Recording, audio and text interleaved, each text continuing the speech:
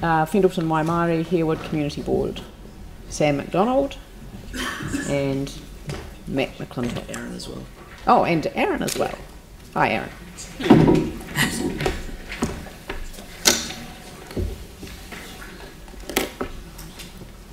Good morning. Can I wish you a happy birthday in Japanese? As they say in Japan, happy birthday. I was going to say, I can't really top that, Liam, so I'll just leave it. Well, good morning, everyone, and thanks for the chance to present our board report. It's relatively light this month in that we've had one meeting. The second meeting didn't reach quorum because of the LTP submissions, and we felt that it was more important that councillors were here than to come out to that. But we've played catch up on Monday and we had quite an extensive meeting. Just a couple of things to touch on. Firstly, there are no parties, but we've got quite a few coming next month, so a heads up on that. And then as we go through, we've got a bit of a PowerPoint there. We thought we'd highlight just a couple of the key things happening in our area at the moment, just to update you around the Jelly Park Recreational Centre. So that's still ongoing, and there's a spa pool and the sauna which have essentially been completed, and there's more being done around the outdoor area. We hope that's done by the end of November. The Jeffreys Road replacement water tank, and again that's something that will come to you eventually, is just to I guess signal that's been out for consultation. It's coming to the board hopefully late June, but it may be early July. So just a heads up on that. Arbor Day tree planting. You'll see David and Aaron doing the heavy lifting, and I'm the health and safety officer for the day, standing back. We had that on Monday, which was quite effective and a nice way to start our board meeting. And before I hand over to Aaron, I just wanted to touch on this one community issue which has been in the media recently, or in our local papers, around parking issues, particularly in my ward, in the Waimairi ward, around the Russley Business Park. And it's more just a signal that there has been a call from some locals for resident parking, but we're obviously aware that at the moment we don't have that facility. Again, that's just a highlight to you. Aaron, did you want to touch on that? So our group of the month is the Bishop Dale Men's Shed. I'd just like to acknowledge Sally Buck behind me here in helping start the group with the previous community board. Not only do they do what they do, which I'm sure you all know, but they also helped out the board, or the joint boards of Fendalton and Hornby Horsell Riccarton, with culture galore and doing the kind of the traffic management on the day. So volunteering their time and their support to help not only what they're doing there, but also the wider community. So thank you very much for that.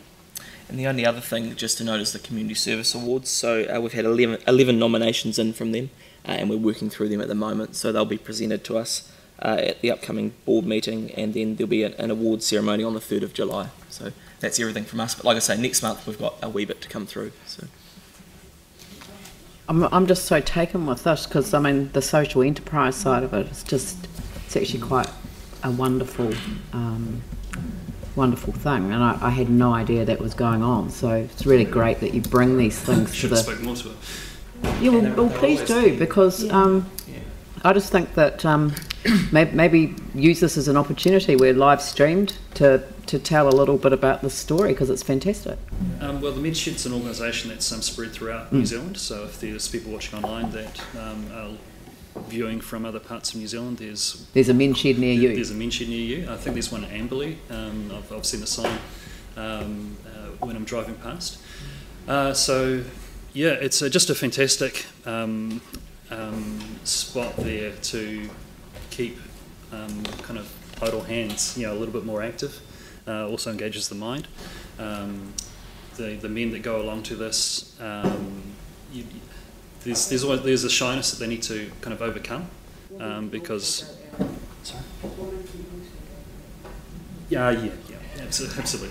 And they're always keen just on that for a visit. So if anyone is in the community, there's a couple of days each week that they're there, and they're always more than welcome to hear from any of us. So keep that in mind. Yeah. Thank you. So there's a reserved nature of New Zealand men that to come out of their shell and to kind of interact, that takes a big step for some to overcome. So the introduction for many can be quite slow, but once they get over that and they can get within the organisation, it's really good, and they are absolutely expanding into kind of the engaging with women and things like that. Yeah, Pauline and Anne. Yeah, thanks. This is an incredible program, and I know that they've actually Glenn, I think the men's shed have built quite a few planter pots for our social housing units too.